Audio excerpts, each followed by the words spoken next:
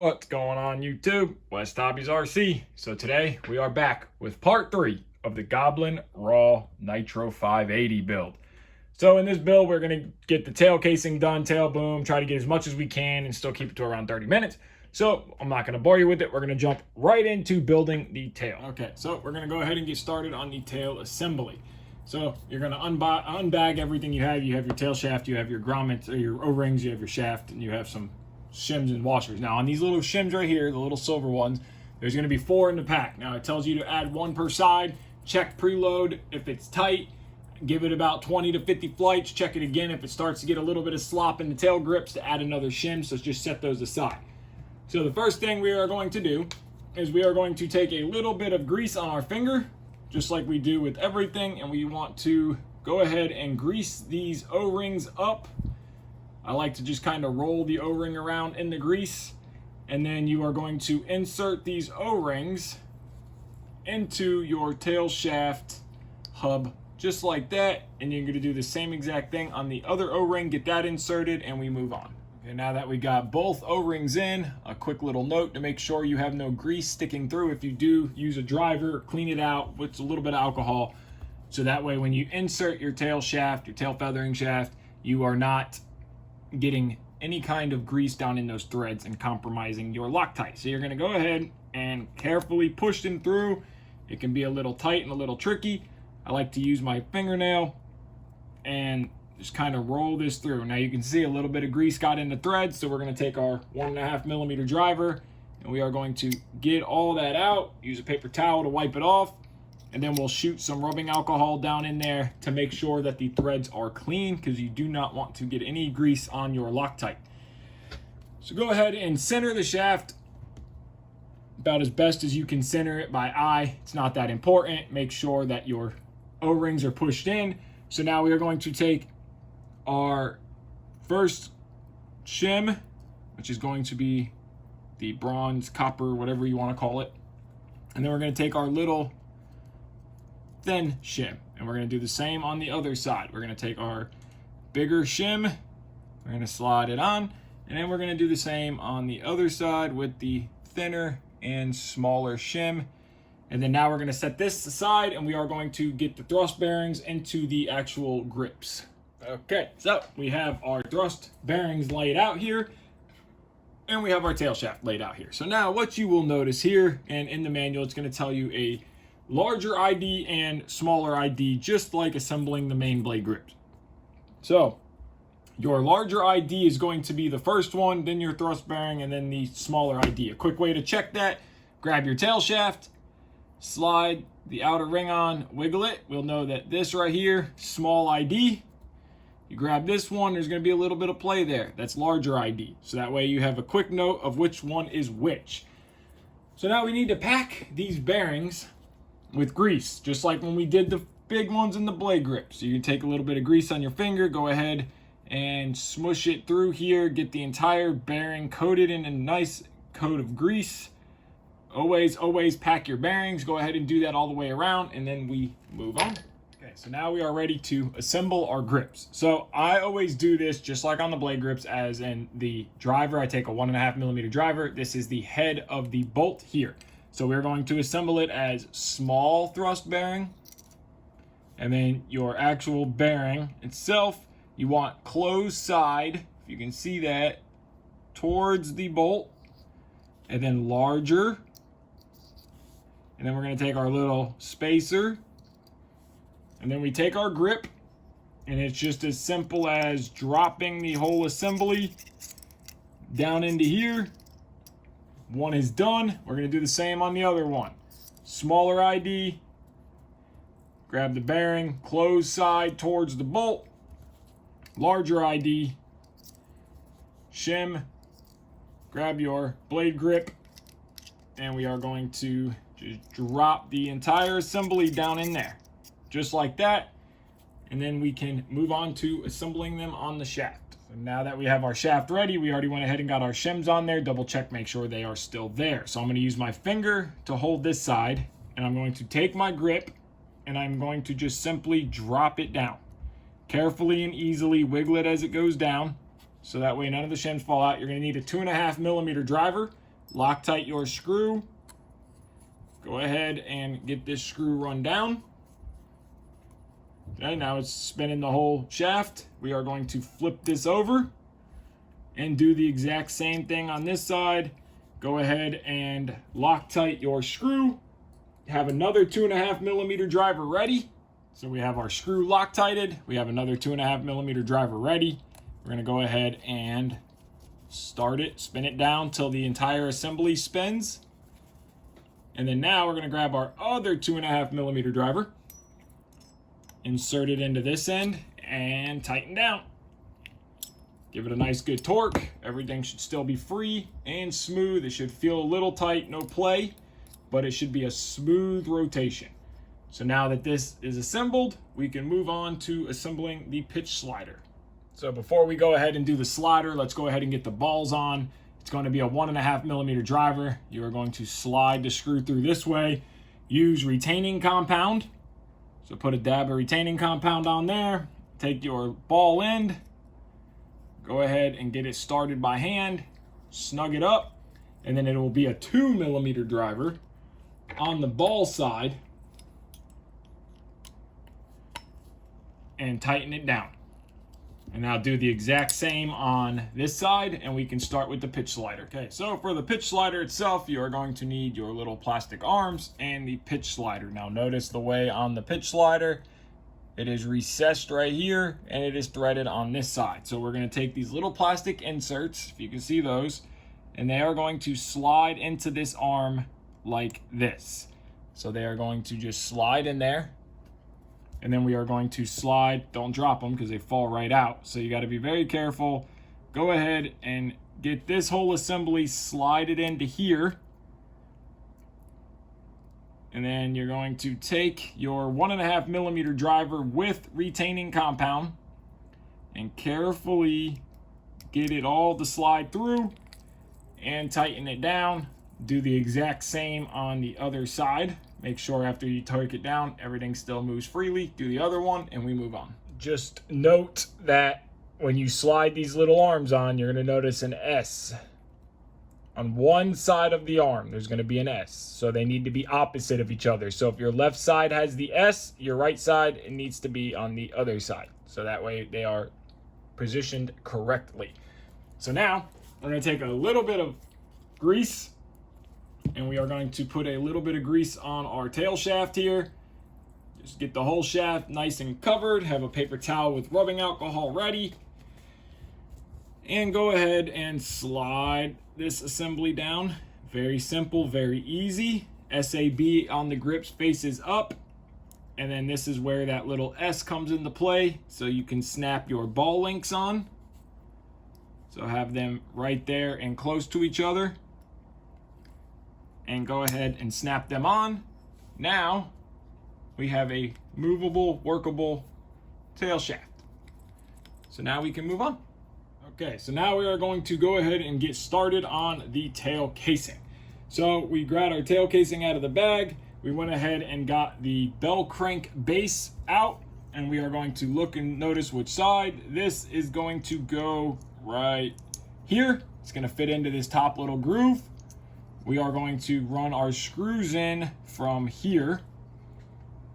So that's going to be a little tricky, but we can do it. You're going to go ahead and run your driver in this way, and then you can get them started after you fight it for a second. So I'm going to go ahead and start them by hand. So I got one started by hand. You can't put your driver in this way, so you're going to have to go in at an angle. Make sure that the lip of the bell crank base, so you'll notice this little lip, make sure that lip is facing down.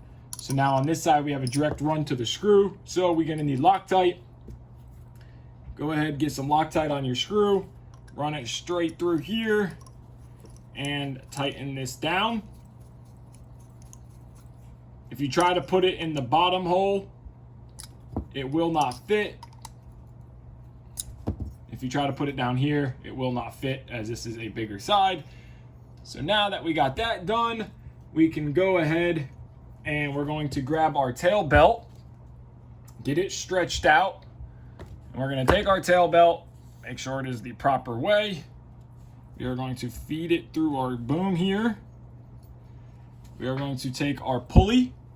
Now note that the pulley side with the grub screw is going to go on the left side of the model if you're looking from the tail. So it is going to go this way. And then we are going to take our tail shaft. We are going to slide it through here.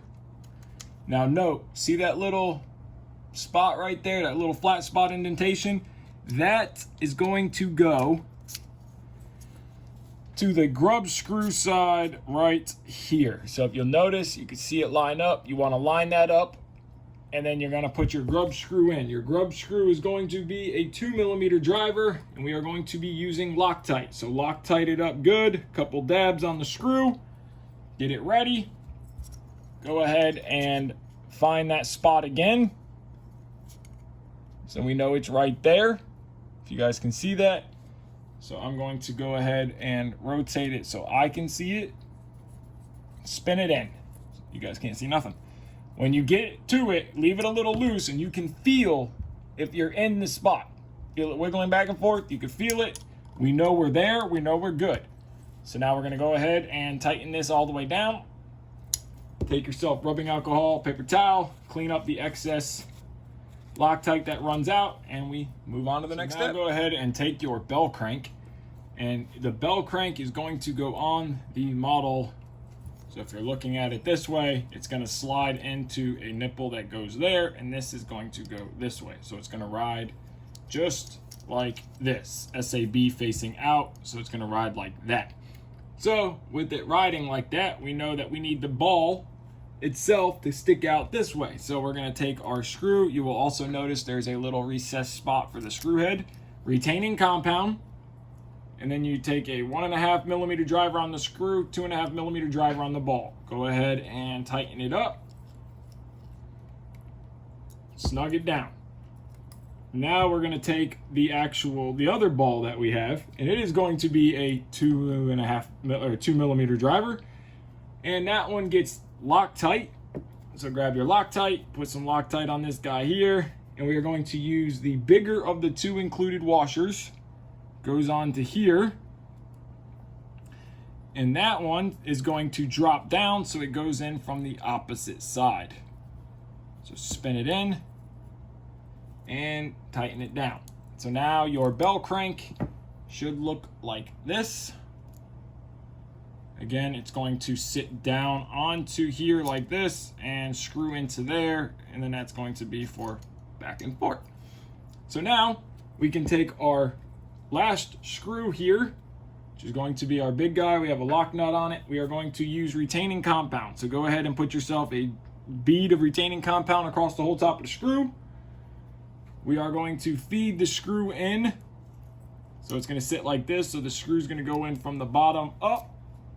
We're going to take our little tiny washer that they included, slide it down, and then it is going to thread into here. And then the top will get a lock nut, and this is going to be, I'm assuming, a 2.5mm. Yes, 2.5mm driver. Now line up your pitch slider, so that way as you screw this down, you can go ahead, drop it into place. Tighten this up all the way down, and then use a lock nut on the top. So after you get this all the way tightened down, it's tight, everything is free and smooth. We'll put some grease on there. Now take your lock nut and go ahead, spin that down and tighten your lock nut up. Okay, so before we go ahead and slide the casing through the boom, I went ahead and picked yellow and did the tail fin. So clean it good with alcohol, put whatever color decal you want on, and we can mount it now. So you're going to take a 2.5mm driver, Loctite, and you're going to be going to this hole and this hole on the casing. So you're just going to simply slide your screw through, very simple, very easy, and thread your fin on, self-explanatory. Do the same for the back hole, and then we can move on to the boom. Now we went ahead, got the boom unwrapped, and we got our hardware kit. Now you will notice in your bag 28 box 2, you're going to have 2 boom support, clamps. The manual only tells you to use one. I'm assuming the second one is just in case you run into any rod flex on all the Raws, the original 580, the Puma 700. One was more than enough, so that's what we're going to go with, is one. So you're going to simply take your 2mm driver, the longer socket headed cap screw, no Loctite, no nothing, slide it in and screw it into place. You're going to be creating threads, so get them started. And then you want to measure 400mm from the back of the boom, which is going to approximately put it about here on my boom. Of course, measure for yours. And we're going to go ahead and just slide our boom or push rod support on. We're going to leave it loose for now. We'll tighten that up after we get the actual push rod put in place. So now we want the back of the boom, which is with the 2 holes drilled on both sides. The front of the boom has a slot in it for alignment, so we are going to be working with the back of the boom. Okay, so what I like to do for installing the boom, you can run a wire through the boom, but what I do is just simply fold it over, put a little piece of painter's tape on the edge of the tail belt, and it creates a nice solid area for you to push. And then take your tail boom and you can easily just push the belt right on through the boom. It'll come out the other side. Super simple, super easy. No need to find a push rod or a long piece of wire, coat hanger, whatever. You can just simply keep pushing it and it will come out just like that. And you pull it, and then you're going to want to make sure that we are putting it on the right way. So SAB facing forward and the logo facing up.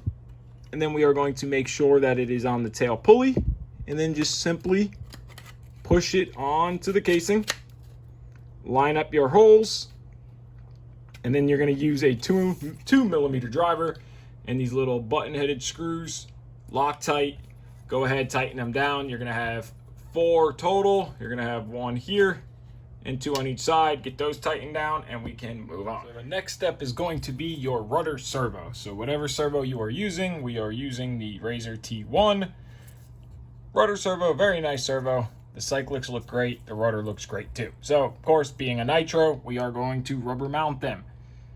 So you're going to go ahead and insert your grommets in all 4 spots. So now that our grommets are installed, now we're going to look at, pay attention before we insert the brass to the mounting direction of the servo. So this is the servo mount is going to go into the helicopter like this. This is the tail of the helicopter. This is the nose. Our servo is going to mount in there this way.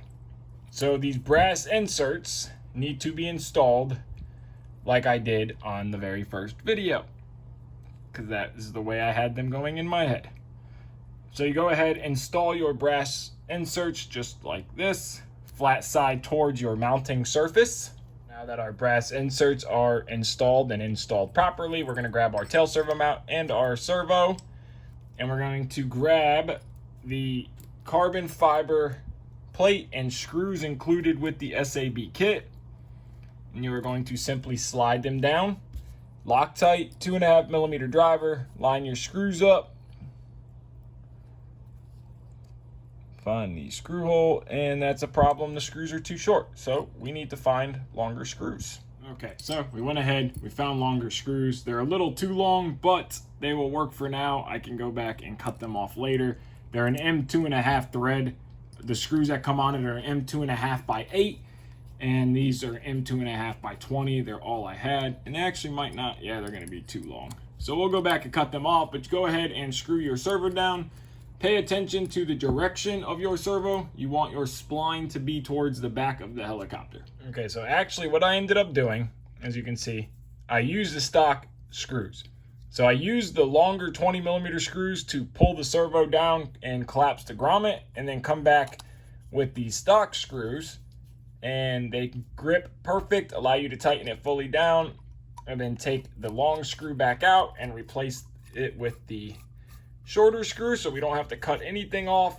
Now again, depending on what servos you're using, depending on your setup, you might not have this issue, but if you do, a little bit longer screw is nice, or if you have a little bit longer screw just to suck the grommet down, you are good to go. Our servo is fully installed now.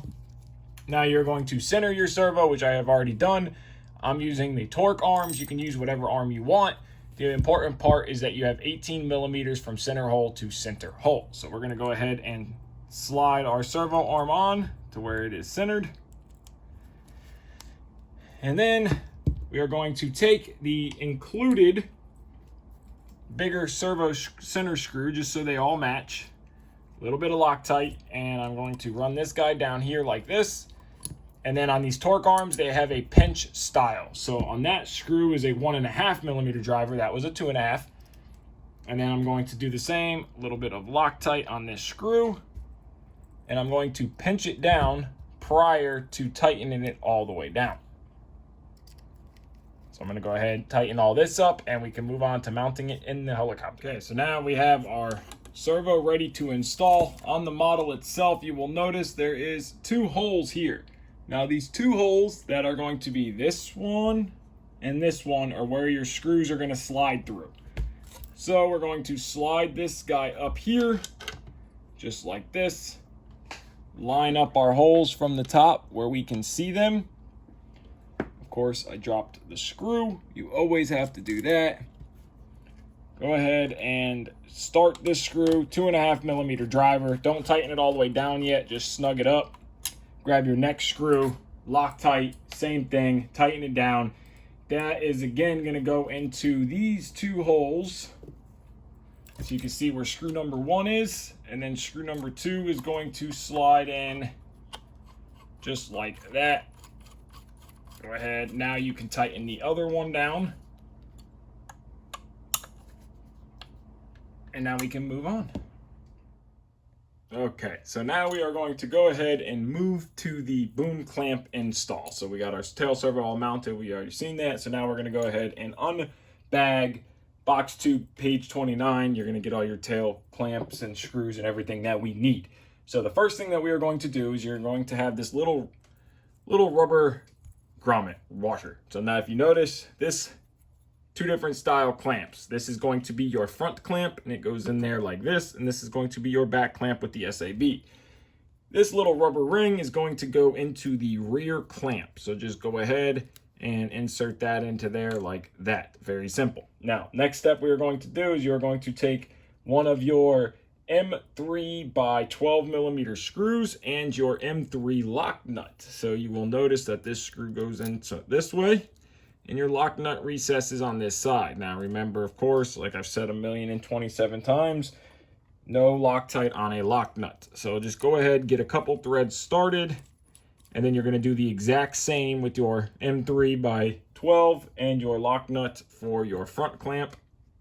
So we went ahead and got our screw installed with our lock nut on the back. So we're going to start with the front clamp first. So we're going to take our clamp. It is going to go in this way, this top of the helicopter. Top of the clamp, your screw is going to be on the left side of the helicopter, and you will notice hole here, hole here. So that is where our screws will thread into. So this guy is just going to sit down in there just like that. Super simple, 2.5 millimeter driver. Loctite on your screw. Go ahead and get your screw started. You might want to pick the clamp out and slide the screw through this way, and then feed it in there. Do whatever way you do and makes it easier for you to get the screws in. Sometimes you can turn the helicopter upside down. I have done that multiple times. So then you're going to put a screw in here, and then we can install the rear. So now it is time for the rear clamp. SAB will be facing up. Your screw will be down into the left. So both of your screws will be on the left side of the helicopter, and they are going to go, this clamp is going to go into these holes on the rear. So it's going to sit down in there like this. Make sure you have your rubber ring already installed. You can do it after, but it's just easier. 2.5 millimeter driver, Loctite. Go ahead and screw this down. Another screw goes right here. Tighten them both up, and then we can slide the boom in. Okay, next step. Let's install the tail boom. So before we get started, I'm going to take a little bit of this silicone 3-in-1 oil. I'm going to put a dab on my finger and just rub the inside of that rubber ring. That'll just help the belt slide into place. You can also put a little bit on the inside of the upper or the first boom block. So now we're going to grab our tail boom, and we are going to pull the belt straight. Belt is straight. So now we need to twist the belt. So you want to twist to the left. That is going to give you a proper, so when the belt is perfectly straight, grab it. If you're holding the boom, this is the left side of the boom, this is the right side. Twist to the left, and that's where we want our belt. We want the tail rotor to spin counterclockwise while the main rotor spins clockwise. Now just carefully and easily slide your belt through here, keeping that your rotation is correct. It's not a big deal if you get it wrong. You can pop it back off, pop the belt off the pulley and just rotate it. You just want to make sure that you don't have more than 1/2 twist. You want to make sure that the boom itself is not twisted in the boom, or the belt is not twisted in the boom, because then you can create issues. So simply slide it in, line it up here, and carefully slide. You can now at this point take this little 3D printed part. This is your belt tensioner holder. You're going to reach underneath, go through here, locks the tensioner in place, grab your belt, and carefully and easily, once you slide the boom all the way forward, slide it on the pulley itself down here. And before we go any further, we are going to just pull the tail boom back a little bit, and we are going to spin the helicopter. Okay, so what I'm talking about is your rotor. If you are looking down at the model, back, front, your rotor is going to spin clockwise. So this will be the rotor direction. This is clockwise. And while you spin clockwise, you want to see the tail is spinning counterclockwise. So look at it as you want to see the tail is spinning this way. You want the rotor wash pulled away, not forward. So this upper blade grip here is going to go this way, and the bottom blade grip is going to go this way. So again, we want a counterclockwise rotation. So while we spin the rotor head, the tail is counterclockwise. So now we know our belt direction is right. We know we only have 1/2 twist. Let's continue. Okay, next step here is going to be your tail belt tensioner. So we're still going to leave our pulley holder. We're going to take our tensioner that we assembled, and it is going to go on to the helicopter this way. This little threaded screw is going to ride right here, and this little screw here is what you're going to turn in and out to adjust tail belt tension. So you're just going to simply slide this guy over here like this. And we have to move our tail servo arm a little bit, and then you are going to take a 3mm driver, put your bottom screw in, get it started, and you want to push this all the way up until it bottoms out here and here. So we're all bottomed out. Now we want to tighten the clamp up because we don't want the clamp to move. We want it to slide. So now we are going to check our tension. Super loose. So of course we are going to start twisting this in until we are happy. So keep turning this. You will notice that it pulls the actual boom back. You'll see the boom sliding and sliding, and keep checking the tension. Keep checking, keep checking. And I'm happy with that right there. Still smooth. Tail belt tension feels good. And then you just simply go ahead, unscrew the clamp, remove the clamp, and tighten. Before you remove the clamp, tighten this screw here, which is a 2.5mm. So we're going to tighten. Top clamp, we're going to come down here to the bottom clamp. We are going to tighten this one up. That's going to lock the boom into place. So once you're happy with the belt tension, you can go ahead and pop your holder off. Rotate the helicopter, make sure everything feels good. It's not tight. Go ahead and remove your clamp, and we can move on. All right, so we're going to go ahead and end part 3 off here. We got all the tail section done in this video. Part 4, we'll go through, we'll get the tail push rod made up, get the fuel tank installed, the lines, which we'll get a lot more. The rest of this is going to go very quickly. This is definitely the most time-consuming part, but that is all done. I want to thank each and every one of you guys so much for watching. And again, huge thank you to Damien. I greatly appreciate it for letting me build these helicopters. It means a lot that you trust my building, and I am very happy and glad to do it. And I hope you enjoy these helicopters as much as I do.